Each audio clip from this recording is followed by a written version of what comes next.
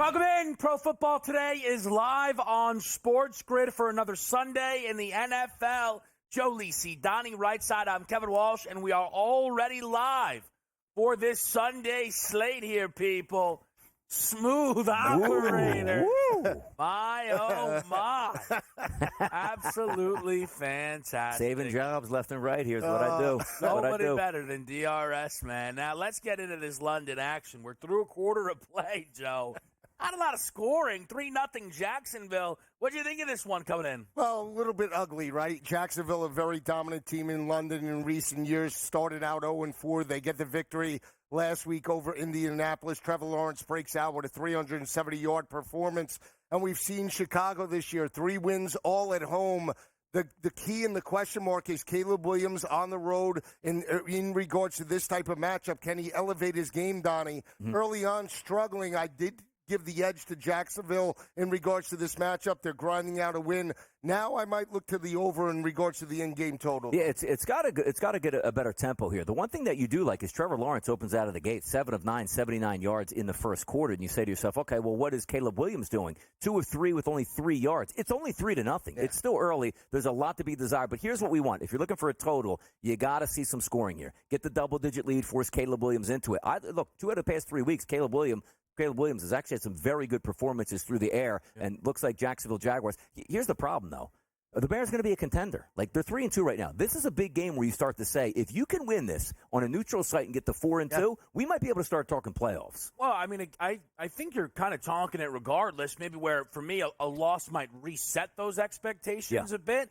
The tough part for the Chicago Bears right now is playing in this NFC North where, again, even, Donnie, if they get to 4-2, nowhere near first place with an unbeaten Minnesota team on bye, a Detroit Lions team with just 1 loss who's favored in a huge game against Dallas, which we'll get to, and a Packers team that people absolutely love who are also favored in their football game today. I'll put it to you simply.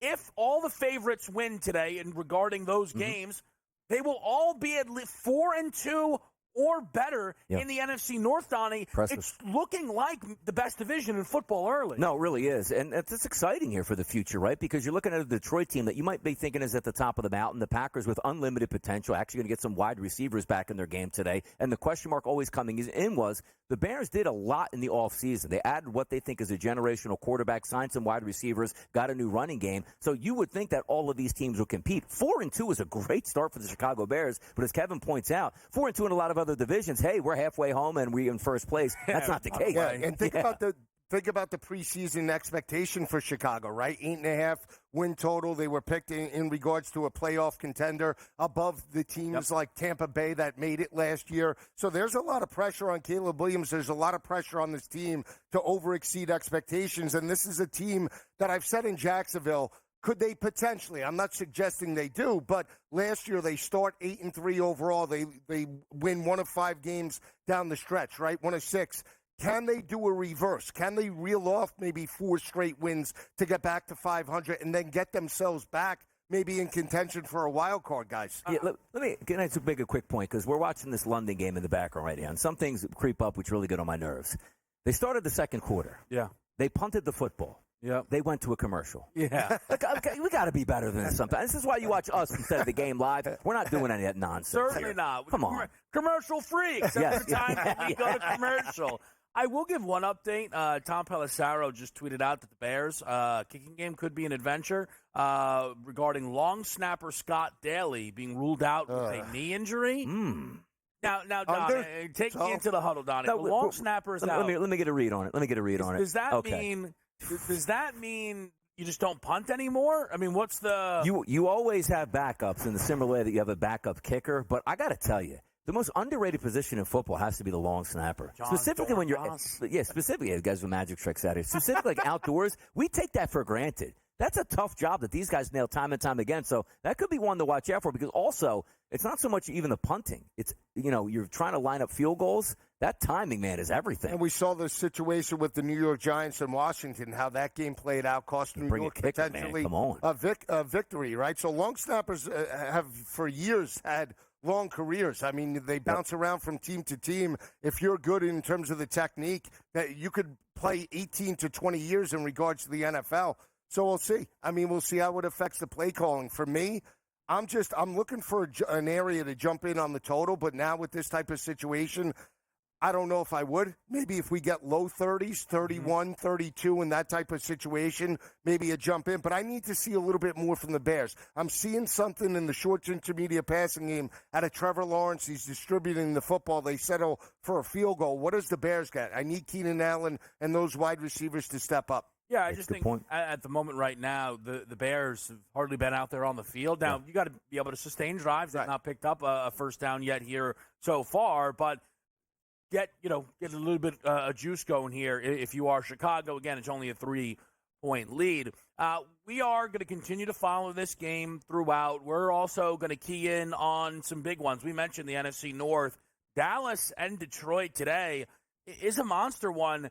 And I think the number, man, unless you think Micah Parsons is worth a touchdown to the spread, which, spoiler, he absolutely is not, it shows that either the Cowboys are no longer viewed as a Tier 1 team, or something you said during our weekday coverage, Donnie, maybe the Lions are viewed as the best team in this conference. I really think they are at this point. If you give me one team that said, Donnie, after 4 to 5 weeks here in the NFL, who's going to be able to survive and run that gauntlet, it would be the Lions. We know that their secondary is a little bit hampered. They have a solid pass rush, but in today's day and age, if you get anything out of your defense, that's looked at as just a positive. That offense at every single level, Joe, wins. From their offensive coordinator to their quarterback to their offensive line, tight end, wide receivers, and running backs. This is the most complete offense in the NFL that when I look around the rest of the NFC, I don't see teams that are going to be able to slow them down right now. No, complete team. And you said it in terms of the offensive line, one of the best in regards to the NFL. They can run it, they can throw it.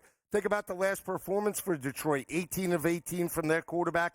Jared Goff, he rips Seattle. They get that victory in prime time, right? They have a little extra time in terms of preparation. And what have we seen from Dallas at home? They're on the verge of being 0-3 at home when the last 2 years they were 16-0. So I think that's why you're seeing the transition in regards to the spread. And not only that, but, Detroit last year lost this game, 21-20, the revenge factor, knowing how they lost. They had Dallas on the ropes, and because of the 2-point conversions, the 3 attempts, they can't get it done. That was on Dan Campbell. Yep. If he gets up in this ball game, does he look to make a statement like, see, we're the best team? That's another area to keep an eye out. 52.5 seems high. I know, but I might go for it later today. Well, what we do have, by the way, in this slate today is kind of, this team's off of a bye. How much does that matter? Detroit's off of a bye. The Eagles, the Titans, and trying to figure out how do we need to weigh those additional rest spots, the Chargers being that fourth team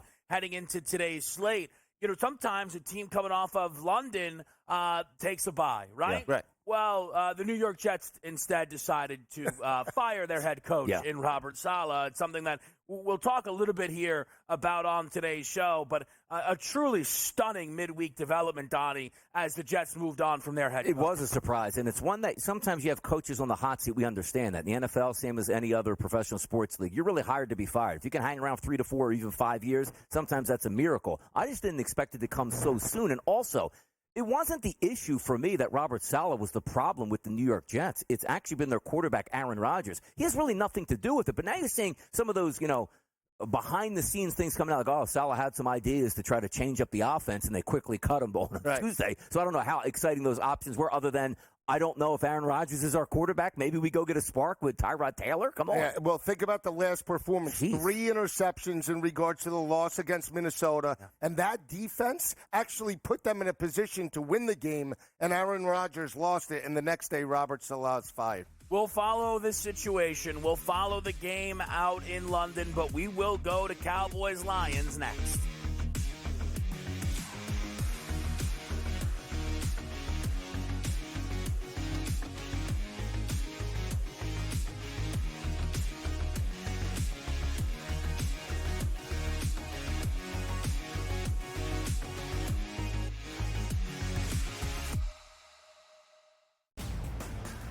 He already has more than 1,000 yards. The last 3 running backs to win the Heisman, Derrick Henry, Mark Ingram, Reggie Bush, did not have more than 650 in their opening 5 games of the year.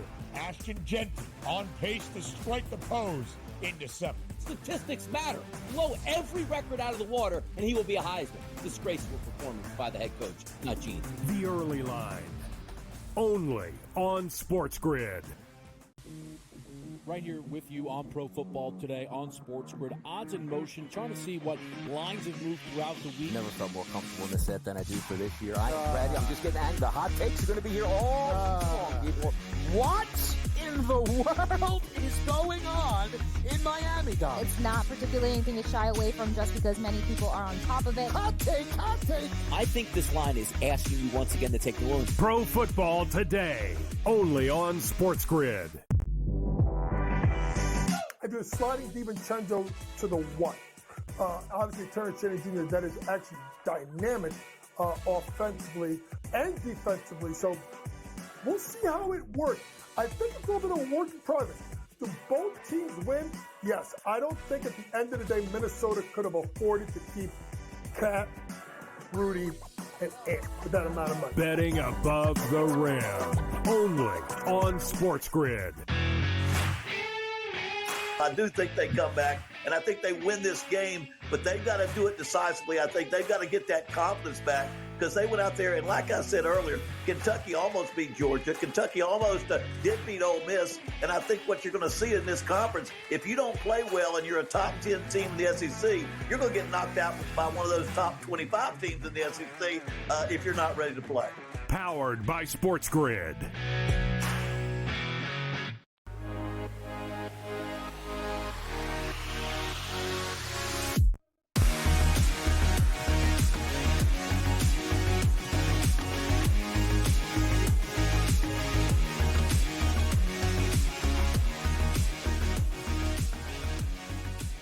All right, back with you right here, Pro Football Today. We did see some points up in London there. Cole Kmet finds the end zone off a beautiful Caleb Williams touchdown pass.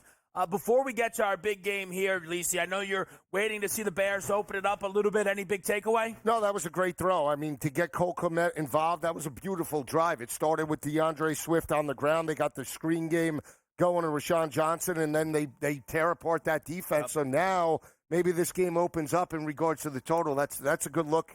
Great drive. By the way, impressive, too, because that play call was a double screen and then a tight end outlet down the middle. It was phenomenal. Like, you couldn't have drawn it up any better, and a great play by Kmet to avoid a defender and score that touchdown. Did you notice? Kmet had to get right back up and snap the football on that extra point here. So look at that. Pulling double duty on the same play. Good stuff by the Chicago Bears. Take that 7-3 lead. All right, all stuff we will be following. It's a big game, but again, in comparison, Cowboys-Lions is much bigger. Whenever you have the Dallas Cowboys involved, we know that is the case. But, man, what we have here is not normal. The Dallas Cowboys, a field goal and a half underdog in their own building. And a lot of this is due to the start of the season. Look, they usually had this place as a fortress. You could not show up and expect a victory. They're 0-2. And again, booked is favored to fall to 0-3. The defense has been pretty bad. And the defense is banged up. Deron Bland still hasn't made his season debut. We know that Micah Parsons and DeMarcus Lawrence will be once again out for this Dallas defense here. So, Donnie, I'll go to you. When you break this game down, how much do the Cowboys' defensive woes and injuries make your decisions? It worries about me, or I worry about it, I should say. You take a look at last week at the Pittsburgh Steelers, because also sometimes it's who you played and how you played the week before. Gutsy effort of the Dallas Cowboys to pull that game out late. Boy, they used a lot of energy. It was Sunday Night Football. Now they're coming home to take on a team that's rested and ready and the best offense in football when your defense is not the best defense in football. Yeah. The one thing for the Dallas Cowboys coming into the season we figured that you can hang your hat on, guys, was what? A dominating pass rush. That's not going to be there. I'm going to read you basically their front 6 to 7 right now who's going to start in this football game. Wheat, Odigizua, Smith, Golston, Overshown, and Clark. Yeah. Against the best offense for me in football, I don't know how that holds up. Now, granted, looking at betting patterns out of here, 75% of every ticket's coming in here on Detroit. Line opens up at 3 at books like FanDuel. Still sitting at 3 in books like FanDuel. The underdog Dallas Cowboys at home. This is usually a spot that they typically rise to the occasion. I want to see how that defense holds up because this should, to me, turn into a track meet, which means, Joe, Dak Prescott's got to live up to his earnings. No, today. Absolutely. And he threw for 300 plus against Pittsburgh, and we saw Rico Dowdle and the offense get going in regards to the the rushing attack. For me, I think Detroit attacks Dallas's defense first with the rushing attack, right? We saw 2 weeks ago Derrick Henry rip that defense for 151 yards on the ground. They got him involved in regards to the screen game. Look for Jahmyr Gibbs, Montgomery to be utilized, and look for Jared Goff then to work off of play action. I think they attack this game a little bit differently because, to Donnie's point about how banged up that front seven is, you're not just going to throw Jared Goff in regards to first and second downs. Run the football first, then work off of play action. They could have huge chunk plays in that type of aspect. And Jameson Williams came on in the game against Seattle as well. He's been coming on as well. Sam Laporta, 53 yards on 4 receptions, 2 main factors. But I do like Detroit because of the physicality of the offensive line. So I hope I'm not zigging and zagging on myself here, but yesterday I took an Ohio State team total under, despite instead of Oregon plus the points, team total for Ohio State goes over. Oregon obviously wins outright, covering as a dog. I was going to play a Detroit team total under at 28.5. That is a lot of points on the road. This is only their second road game this season. But I settle on Dallas plus the 3.5. I am on the Cowboys here. I still believe in their home field advantage. I obviously love them in the game against Baltimore. They got smacked around. Then they made it close. I think they have to show up with a lot of focus here. And the reason I take the 3.5 points instead of a team total under is respecting what Detroit can do offensively and Dallas. Dak Prescott, I know last week was another turnover machine.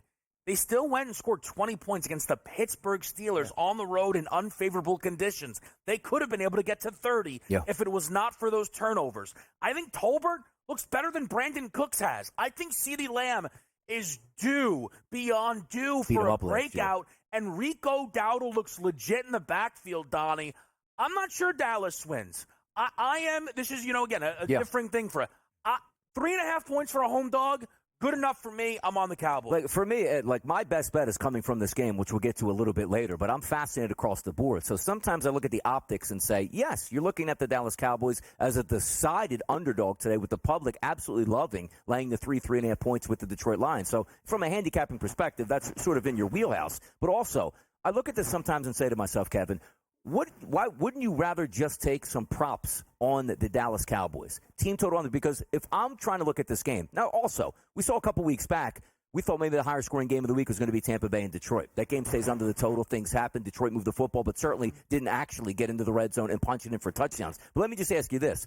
Would you feel more comfortable with a rushing prop, a CeeDee Lamb prop, a Dallas team total? Because theoretically, if they get into a shootout, they might not win. But I do think they're moving the football today. Yeah, so my thing, Donnie, is all these games with super high totals keep falling short. You mentioned the game against Tampa Bay. How about the game against Arizona? It's true. Yeah, you're right. Total's 51.5. Right. That game had 33 points in it. So now Detroit ended up winning by 7. They covered that game. But by the way, Detroit laid about as many points in that game against Arizona as they're laying here today against Dallas. I just think we're seeing that number skyrocket because the last time we saw them play, they scored 42 points.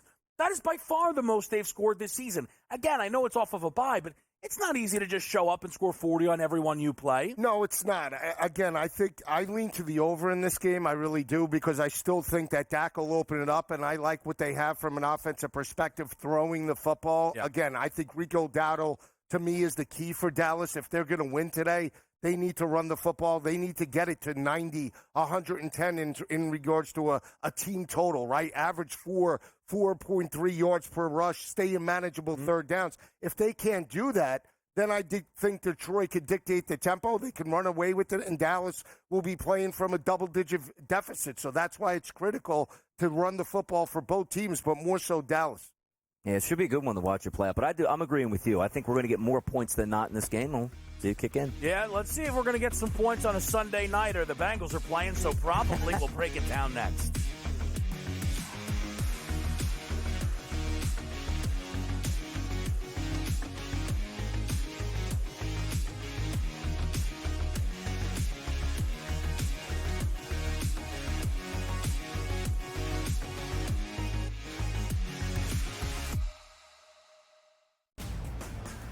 He already has more than 1,000 yards. The last 3 running backs to win the Heisman, Derrick Henry, Mark Ingram, Reggie Bush, did not have more than 650 in their opening 5 games of the year. Ashton Jenkins on pace to strike the pose in December. Statistics matter.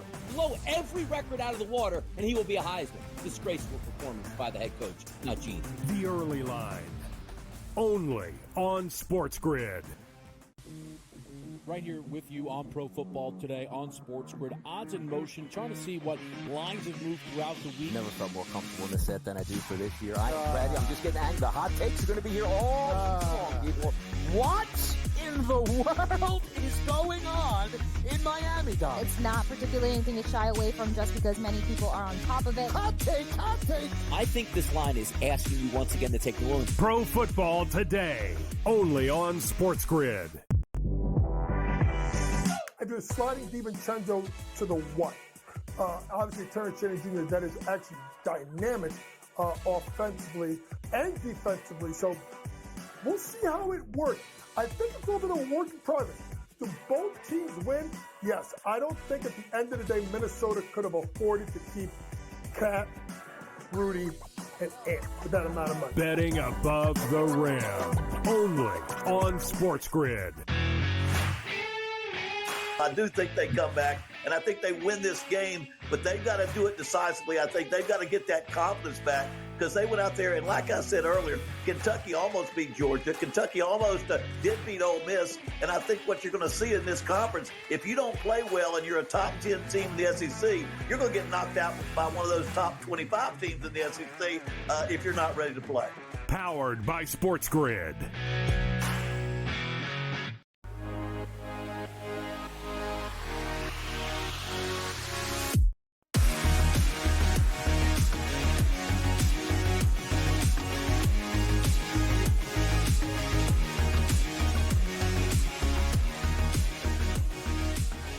All right, we have an interesting Sunday night game where preseason you'd probably think, come on. What a waste. 1-4 team playing. This is terrible. We knew the Giants would, They have the better record than the Cincinnati Bengals. Isn't that something? It doesn't stop Cincy from being favorites in this football game. They check in 3.5 across the board. Boy, do the Bengals need it. To be honest, I'm not sure it matters if they get it. Lisi, you were on the Giants against Seattle. They win it outright. What do you think they do to follow it up? I think their quarterback continues his productivity. You're talking about Daniel Jones that threw for 257 yards in the win against Seattle. We saw Darius Slayton break out with a 100-yard performance. Wan'Dale Robinson added to the mix with Malik Neighbors on the sidelines. And again, I just think that the New York Giants are playing with more consistency right now from an offensive perspective. They're 2-3 on the year, 0-2 at home. But they feel that they potentially maybe can make some noise and become a wild card contender. I honestly believe that based off the way they played on the road. I'm not sure what you're going to get out of Cincinnati. Are they more talented? Absolutely. Do they have the quarterback advantage? 100%. They have an MVP candidate in Joe Burrow that almost single-handedly took the win against Baltimore last week. The problem is their defense has been absolutely atrocious. It has given up over 220 passing yards to the last 3 quarterbacks they faced. They gave up 348 to Lamar Jackson. They're 1-4 on the year. And Donnie, now that they're 1-4, our guy's going to be checked out. That is the problem for me. I don't know if Chase is going to put up 10 receptions for $163 and 2 touchdowns. Is the defense all of a sudden going to give up? And that's why I back New York. I will say I'm going to go with the total, though, 46.5. Both teams want to chuck it. So give me the over in tonight's matchup, but I lean to the New York Giants. They caught me off guard last week. Never in a million years did I see that New York Giants team go out to the West Coast and play in Seattle with their top playmaker and their top running back down. I said, how can they actually move the football? And to be honest, if you watched it and you don't know anything about pro football, the Giants were the better football team. They absolutely dominated that game. So now I take a look and say, all right, what's going to happen in this one? Like, what's the game plan for the Giants? Now we saw it on tape. You know, Darius Slayton had a great week. You know, you had a couple backup running backs going ballistic. Yeah. Devin Singletary's still down this week, and so is Neighbors. So maybe we have a little bit more of that, how can I put it, game plan that we can sort of get ready for if you're the Cincinnati Bengals. But as Joe pointed out also, I don't know what the game plan means for the defense on the bench. They can't stop anybody at this point. Even Brian Daboll's offensively challenged team is probably going to move the football. But the one thing, Kevin, I do know, Jamar Chase, T. Higgins, and Joe Burrow, they're going to eat today. But does it matter if your defense gives up 27.5 over, which means 4 touchdowns for the Giants? Yeah, I mean, I think if you look, they held Carolina, who, to me, I still view similarly. I'm not buying into all the hype for the New York Giants. It was a great win. I think the more you looked at it, despite all the players they were missing, with the extra rest, I still think Brian Daboll's a very good head coach, and they were able to get up for the game and make some plays. Great coaching. Now, the field goal was completely illegal, and they should have rejected it. They would have crazy. It was crazy. 1,000% would have lost that game in overtime, but they blocked it, returned it for a touchdown. Good for them. To me, Cincinnati should 1,000% be on my card, because while that defense is bad, I'm pretty sure for me right now, numbers to numbers, game to game, Burrow's been the best quarterback in the NFL. Yeah. They should be right now sat as division favorites and, putting an eye on conference favorites. Right. They never should have lost to Baltimore. And Zach Taylor's on a hot seat, whether anybody else is putting him on it. I'm putting him on it, just like I got Ryan Day on one. So, that whole city. Same state. On third base. Same state. Whole city's on watch, all right? They should have never lost to Kansas City. If you're sat here, even if it's 3-2, but you have wins against Baltimore in Arrowhead, it feels way different. Since he's 2-0 against the number on the road, the only reason they are not on my card is something you alluded to. I'm not sure that Cincinnati, 1-4, and nobody got paid, says, you know what, man, let's go and put it on a team, because they should put it on this team. There could be dissension.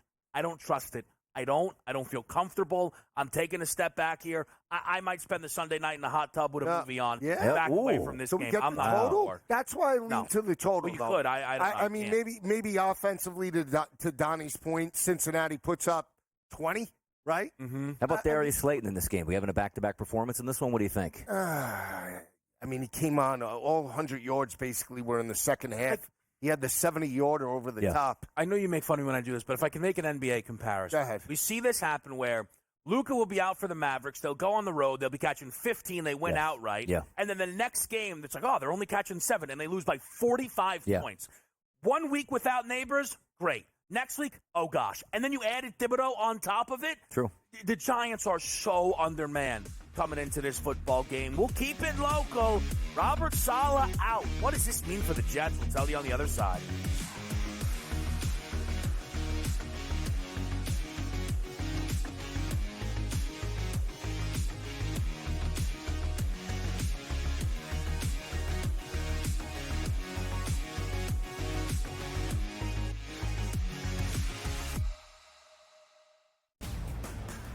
He already has more than 1,000 yards. The last 3 running backs to win the Heisman, Derrick Henry, Mark Ingram, Reggie Bush, did not have more than 650 in their opening 5 games of the year. Ashton Genty on pace to strike the pose in December. Statistics matter.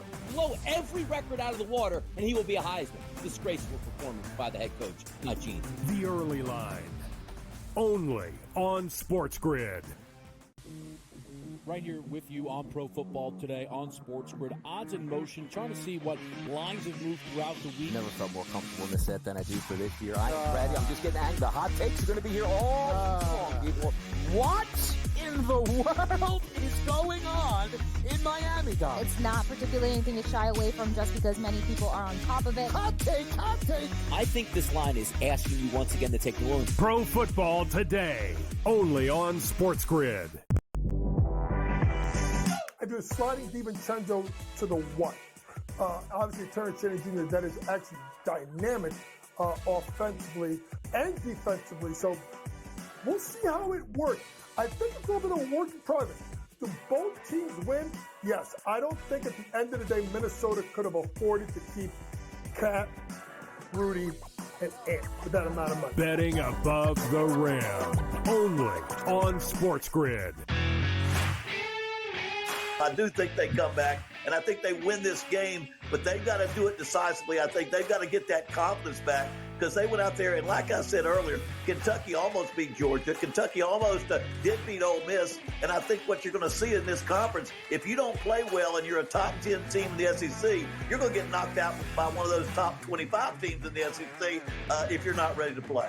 Powered by SportsGrid.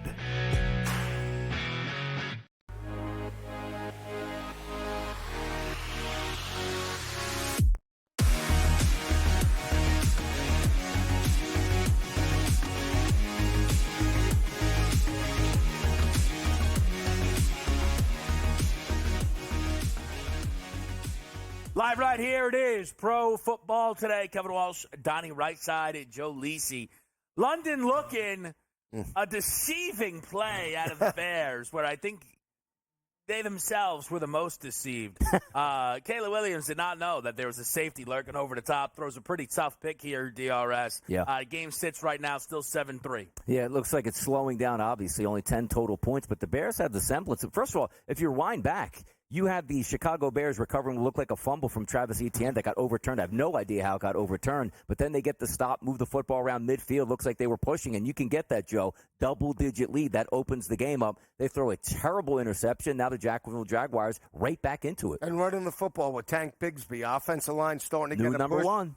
He is. I mean, he's more physical, I think, than Travis Etienne. We talked about it last week. Had 13 carries. Etienne only had 6. Can he build off of that performance and be the type of player where he gets 20 to 25? He's physically a little bit bigger than Etienne, and they're utilizing Etienne more in the receiving game. So we'll see if they continue to do that. We'll continue to keep our eyes on this game. We know this game does involve a coach who's definitely in that hot seat conversation with Doug Peterson sitting 1-4. If they drop this game, it'll be 1-5. But again, Dougie P will not be the first head coach fired. Jets head coach Robert Saleh let go earlier this week by the New York Jets. And off of 5 games, Woody Johnson, for the first time as the owner of the Jets, fired a coach in season. And there are people who want me to believe this has nothing to do with the quarterback. Jeff Ulbrich is the new interim head coach. By the way, later in the week, they finally settled on Todd Downing becoming the new offensive coordinator, replacing Nate Hackett.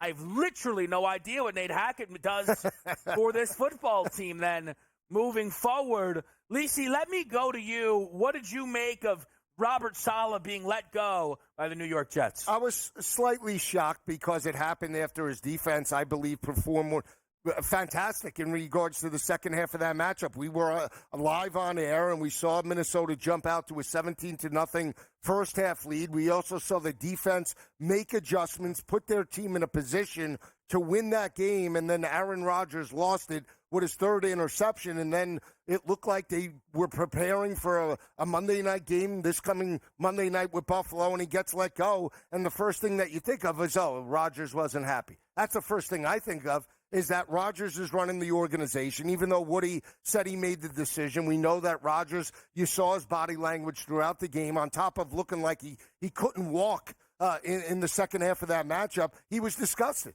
But he's never discussed that himself, and I think that is the biggest problem when you look at the organization with Saleh. Why they had to let him go is because there were, accountability. So Saleh was trying to push some accountability on Aaron Rodgers. We heard it, the cadence of the offense when they lost to Denver. Rodgers disagreed. That was a problem, and we talked about the locker room.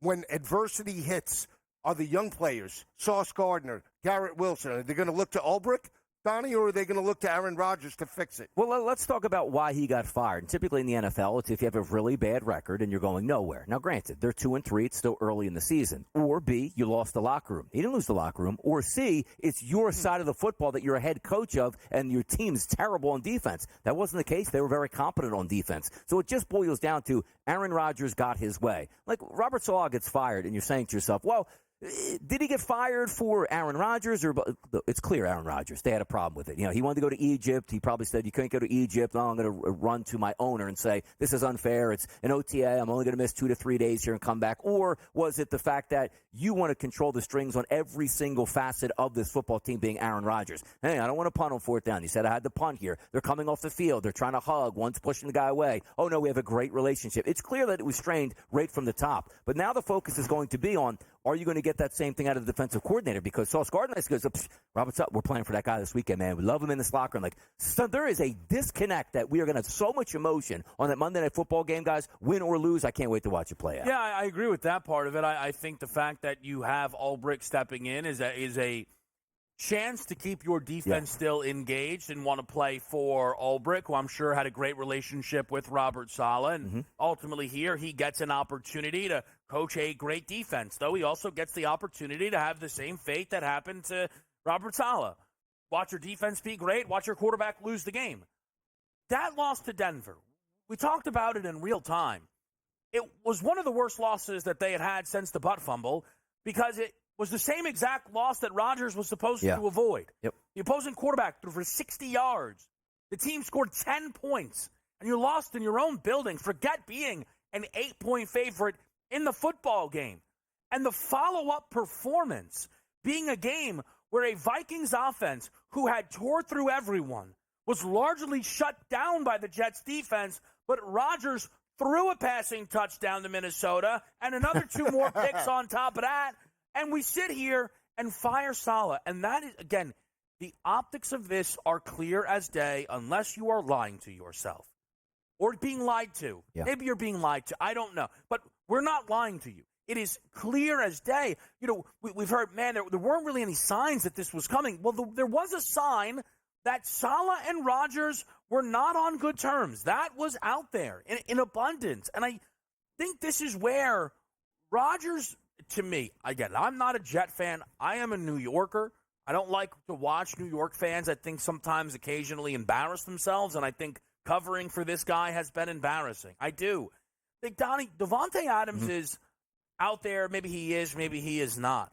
Any team should be pumped to get Davante Adams, and I truly look at it as off-putting, the idea of the Jets bringing in Davante Adams, because it is more of the New York Aaron Rodgers stuff that makes me look at this team and think they're going to fall short of all expectations. Absolutely, because we're usually trying to pick it out and say, boy, if let's say Davante Adams went to the Buffalo Bills, you'd say, boy, they got their number 1 wide receiver, here they go. Yeah. But the Jets, off season here, you try to rebuild that offensive line, didn't work out all that great, let's be honest with it. But then you take a look at the wide receiver position. You already have Garrett Wilson, a first-round draft pick that looks like he's got a pretty bright future in the NFL. Number 2, you bring in Mike Williams as the, Batman to Robin. You have your best friend, basically, I guess, Alan Lazard in the slot, solid tight end, and a couple really good running backs. Now you're going to tell your ownership group, look, it's not my fault, even though I stink.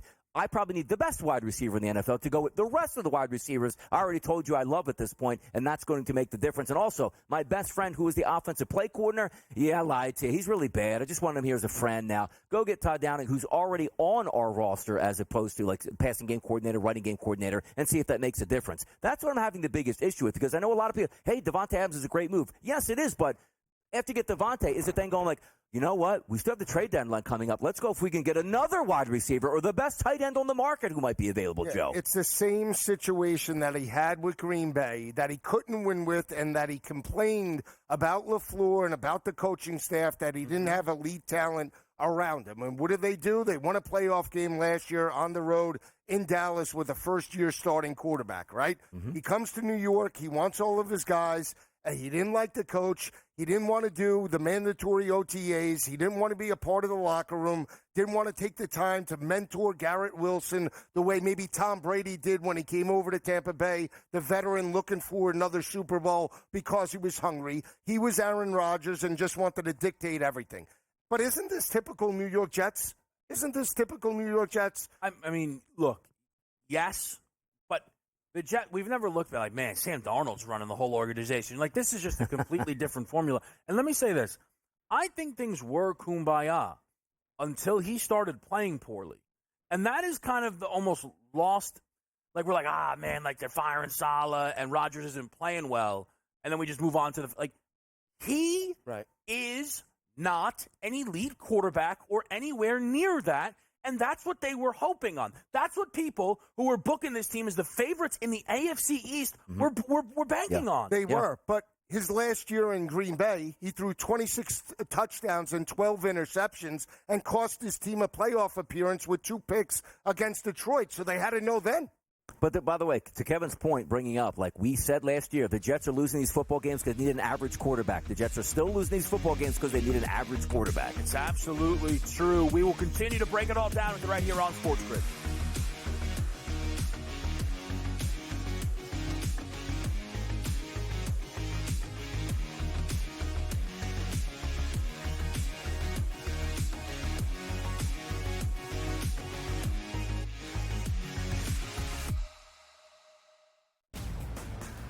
He already has more than 1,000 yards. The last 3 running backs to win the Heisman, Derrick Henry, Mark Ingram, Reggie Bush, did not have more than 650 in their opening 5 games of the year. Ashton Genty on pace to strike the pose in December. Statistics matter. Blow every record out of the water, and he will be a Heisman. Disgraceful performance by the head coach, not Gene. The Early Line, only on SportsGrid. Right here with you on Pro Football Today on SportsGrid. Odds in motion, trying to see what lines have moved throughout the week. Never felt more comfortable in this set than I do for this year. Brady, I'm just getting angry. The hot takes are going to be here all long, people. What in the world is going on in Miami, Don? It's not particularly anything to shy away from just because many people are on top of it. Hot take. I think this line is asking you once again to take New Orleans. Pro Football Today, only on SportsGrid. I do sliding DiVincenzo to the 1. Obviously, Terrence Shannon Jr., that is actually dynamic offensively and defensively. So we'll see how it works. I think it's a little bit of a work in progress. Do both teams win? Yes. I don't think at the end of the day, Minnesota could have afforded to keep Cat, Rudy, and Ant with that amount of money. Betting above the rim, only on SportsGrid.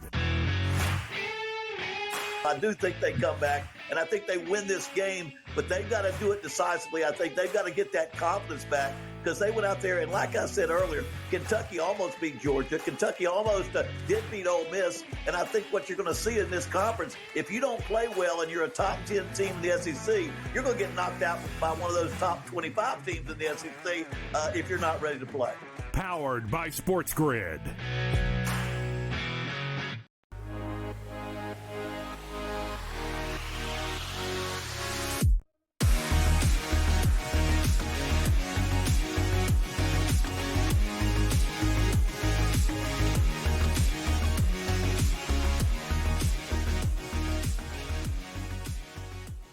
Back right here, Pro Football Today. So we talk about Robert Saleh, fired. We have a head-to-head matchup in Philadelphia today with 2 coaches who could find themselves on the hot seat. Sirianni seemingly is, I don't know, until he wins the Super Bowl. Then again, considering Peterson got fired, I don't know. That might just be how things are going to be for Sirianni for a long time. Yeah. Kevin Stefanski is the reigning coach of the year and has won that award multiple times. But you got to be honest with yourselves. When you're 1-4 and the quarterback's untouchable, maybe you could call Robert Saleh. Sometimes you could end up on a hot seat. This is a monster game here between the Eagles and the Browns. A loss for Philly, and all expectations are shifted. No doubt about it. You'd fall to 2-3. You could potentially be sitting at the bottom of your division through your first 5 games. A loss for Cleveland, and we could hit a boiling point week after week. Stefanski, you're going to change quarterback. Hey, you're going to change quarterback. And again, if this is another bad Watson game, they might have no choice but to change quarterback. Donnie, I go to you. An 8.5-point spread. What do you look for in this game? I look for a recipe of disaster for the Cleveland Browns. Now, the reason I'm bringing up the Cleveland Browns and why I think they're going to be bad, they have 3 straight road games. You're sitting on the season at 1-4. They're not going to make the playoffs. That division is ultra tough. You're still trying to figure out, is your best player your quarterback who's getting paid all of that money? He clearly isn't. So there is a disconnect from the coaching staff to the general manager to the owner, because I'm guaranteeing you right now, coaches don't care about paychecks. They really don't. I don't care how much money you make. Are you executing my offense the way you're supposed to be doing that? It's clear that's not happening at this point. So you're at a crossroads now, because let's take a look at Cleveland also. They lose this game and drop to 1-5. Amari Cooper, he's going to probably want to get out of there. What are you going to do with Deshaun Watson? Then you're saying, okay, I'm going to bring Chubb back next week and rush him back for what? You might as well just sit him the rest of the year to get that knee completely healthy at this point. But also, from an Eagles perspective, you heard all the catcalls for the past 2 weeks here. You had a chance to rest up. You're now at home. It feels like they haven't played at home in like 365 days at this point. Devonta Smith's coming back. A.J. Brown's coming back. Lane Johnson's coming back. There are no excuses. You're catching the perfect team that you can absolutely dog walk, Joe, in this game. I think it's a double-digit win at home for the Philadelphia We'll Eagles. see how this game plays out. To Donnie's point, Cleveland's lost 3 straight. Average margin of defeat has been 7.7 points per game. They were a hot pick, potentially by a lot of people, public-wise, last week on the road in Washington, catching 3.5. They get absolutely boat race 34-13. Yeah. Deshaun Watson. All I heard is that, a couple of weeks ago, he didn't perform all that bad, right? 175. He's due for maybe that breakout performance. He throws for 125 yards in that loss, right? Inside the red zone, they have multiple players out of sync. They had to couldn't take the timeout, take the penalty. They're completely in disarray, undisciplined. I do believe in this spot, catching more than a touchdown, they potentially, from the spread perspective, can be live. Now, I know Watson hasn't thrown for a 200-yard performance yet. I understand that. But the biggest concern I have for Philadelphia is not the offense. We know they can move the football with Saquon, AJ, and Devontae. I have not seen that defense take games over the way they should. I'm a buyer of Jordan Davis. I'm a buyer of Jalen Carter. That front seven needs to be more dominant. Now, maybe it starts today. I don't know. But the thing is, for me, you want to give me 8.5 points with a blue-collar type of team. With a veteran quarterback, I'll take the 8.5. I'll close my eyes. I will say this. I am on Jalen Hurts to break out with 250+. He's coming off a 185-yard performance 2 weeks ago against Tampa Bay. That needs to change today immediately. I also like the over. So for me, I am on the Browns at plus 8.5. Mm-hmm. Most unbiased man, history of sports media. We all kind of know the deal with that. I truly cannot believe this number. It has stunned me from start to finish here. And the more I look at the game, the more I think that this is a pretty good Eagle spot. Sirianni's been money off of a bye. The Philadelphia Eagles are fully healthy. The Philadelphia Eagles should be locked in and focused with a lot to prove, getting smashed in their most recent performance. And still none of that would lead me to believe that this team would be laying 8.5 points to really anyone but the Browns, who were just a field goal dog to Washington. Now, they lost by 21 points. But as a 5.5-point move week over week, I think Philly's better than Washington. I do. I don't know if they're 5.5 points better than Washington. Again, the 3 was wrong. This is how I look at my spreads with spread math. I talk about it all the time. If this was 6.5, I wouldn't be anywhere near this. If anything, I might even be willing to bet Philly. At 8.5, again, and I know you want to fade this somewhat, Lisi, but with the way we've seen big dogs cover, I can only look Cleveland in this football game. No, me as well. And again, the problem that I have with Philly is not the talent. It's playing down to the level of competition from a defensive perspective. Vic Fangio was supposed to fix that, and I understand they were missing some playmakers when they played against Tampa Bay. But they come right out of the gate, they fall behind 24-0 to Baker Mayfield. That can't happen consistently. If we're looking big picture, Donnie, Philadelphia to be that NFC contender, to challenge the likes of San Francisco and now Minnesota for a championship, that defense needs to show more consistency. And they have the perfect opportunity in Deshaun Watson, a quarterback that has not thrown for 200 yards. Long third down, sack him, and turn over the football. If they could do that, I'm buying back in. But I need to see it before I lay 8.5 points. Yeah, you're right. And there is a lot of, leaps that you're going to make on the Eagles. But at the same time, sometimes the NFL just sets you up perfectly and says, this team stinks, and they're on their 3rd straight road game and about to implode, where the Eagles getting all of their players back off a bye week at home, ready to restart their season. I think from an emotional standpoint, that makes sense. But again, just because you have to win and put teams away doesn't mean you're going to do that. But I also look at some hardcore facts. You're right about this, Joe. That Eagles team is saying, okay, you can always sack a Cleveland quarterback at this point, right? Well, the Eagles don't sack anybody. We'll see if that breaks through. But look at the game. Cowboys, Jaguars, Giants, Raiders, and Commanders. Not great defensive teams. 17 points, 18 points, 15 points, 16 points, and 13 points. And 13 points against the Commanders' defense in a blowout. Like, you couldn't even get the junk yards at the end of the game to pick stuff up. That's what I look at and say, this is the perfect storm for the Eagles. Do I need them to win by 21? No. But the fact that they can't win this game 27-17, I absolutely can see that. Yeah, look, I think it's probable that we are rooting in the back door of this game. Right. Right? Right. But I just have to trust the way I go about this, that 8.5 is just too big. I really do. I think there's a sick part of me that wishes this was 6.5 so I could leave it alone. But I just can't. I just can't. We're brothers in at arms. 8.5. All right. We'll give it a shot. Odds in motion. Saints Bucks next.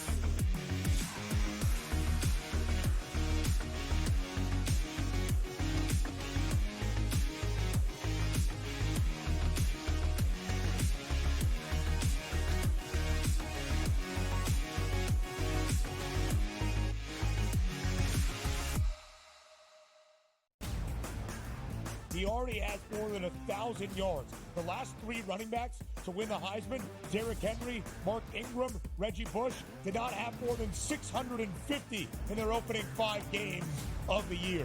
Ashton Genty on pace to strike the pose in December. Statistics matter. Blow every record out of the water, and he will be a Heisman. Disgraceful performance by the head coach, not Gene. The Early Line. Only on SportsGrid. Right here with you on Pro Football Today on SportsGrid. Odds in motion, trying to see what lines have moved throughout the week. Never felt more comfortable in this set than I do for this year. I'm ready. I'm just getting angry. The hot takes are going to be here all long, people. What in the world is going on in Miami, Dom? It's not particularly anything to shy away from just because many people are on top of it. Hot take. I think this line is asking you once again to take the Williams. Pro Football Today. Only on SportsGrid. I do a sliding DiVincenzo to the 1. Obviously, Terrence Shannon Jr., that is actually dynamic offensively and defensively. So we'll see how it works. I think it's a little bit of a work in progress. Do both teams win? Yes. I don't think at the end of the day, Minnesota could have afforded to keep Cat, Rudy, and Ant for that amount of money. Betting above the rim. Only on SportsGrid. I do think they come back, and I think they win this game, but they've got to do it decisively. I think they've got to get that confidence back because they went out there, and like I said earlier, Kentucky almost beat Georgia. Kentucky almost did beat Ole Miss, and I think what you're going to see in this conference, if you don't play well and you're a top 10 team in the SEC, you're going to get knocked out by one of those top 25 teams in the SEC if you're not ready to play. Powered by SportsGrid.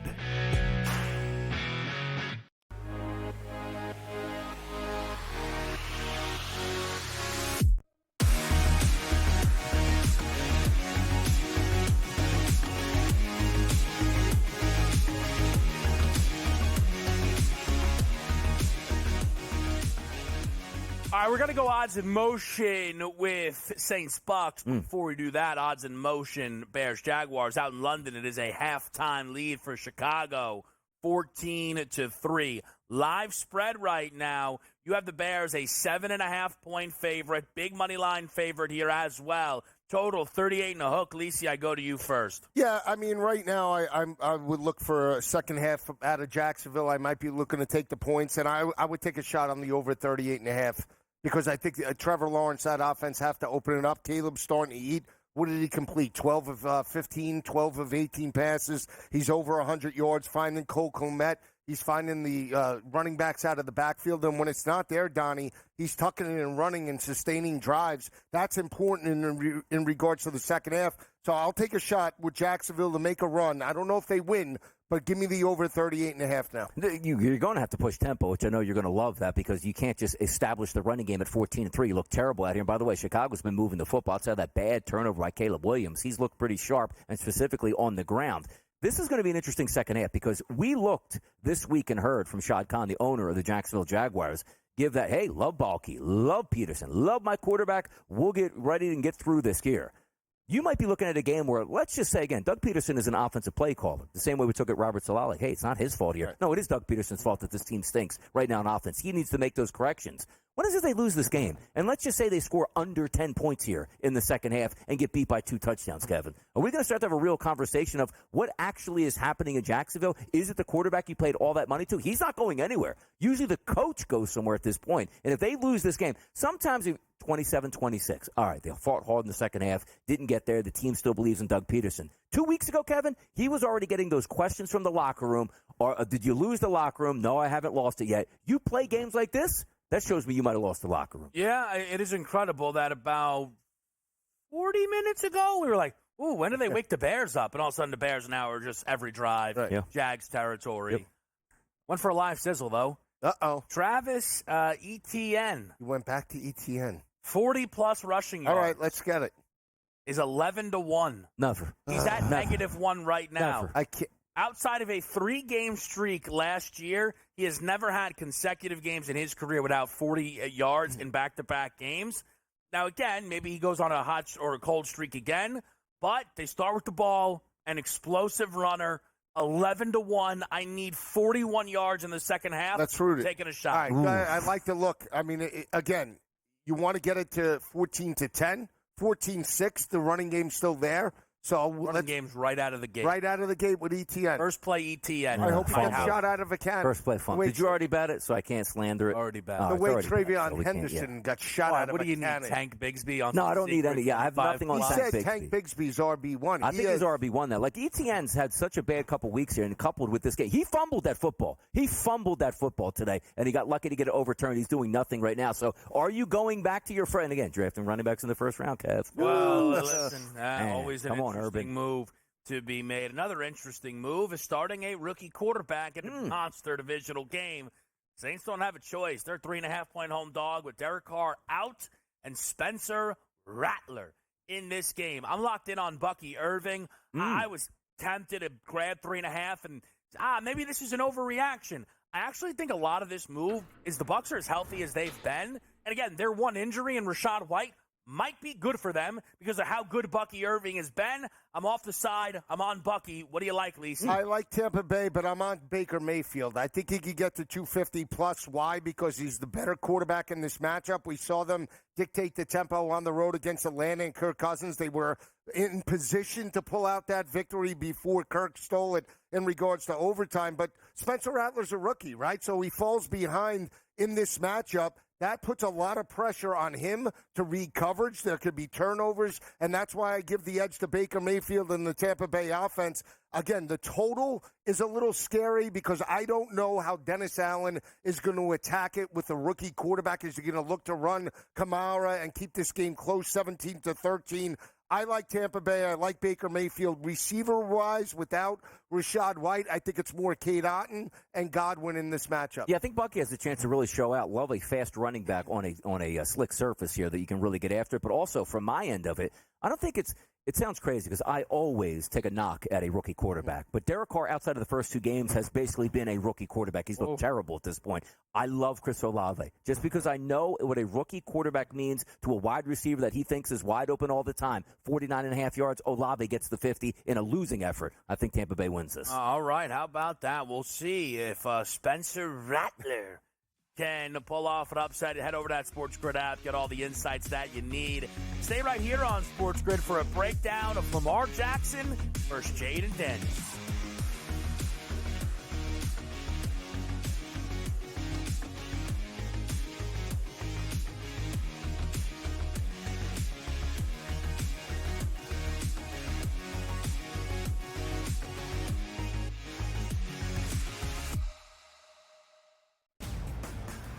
He already has more than 1,000 yards. The last 3 running backs to win the Heisman, Derrick Henry, Mark Ingram, Reggie Bush, did not have more than 650 in their opening 5 games of the year. Ashton Genty on pace to strike the pose in December. Statistics matter. Blow every record out of the water, and he will be a Heisman. Disgraceful performance by the head coach, not Gene. The Early Line, only on SportsGrid. Right here with you on Pro Football Today on SportsGrid. Odds in motion, trying to see what lines have moved throughout the week. Never felt more comfortable in the set than I do for this year. I am ready. I'm just getting angry. The hot takes are going to be here all long, people.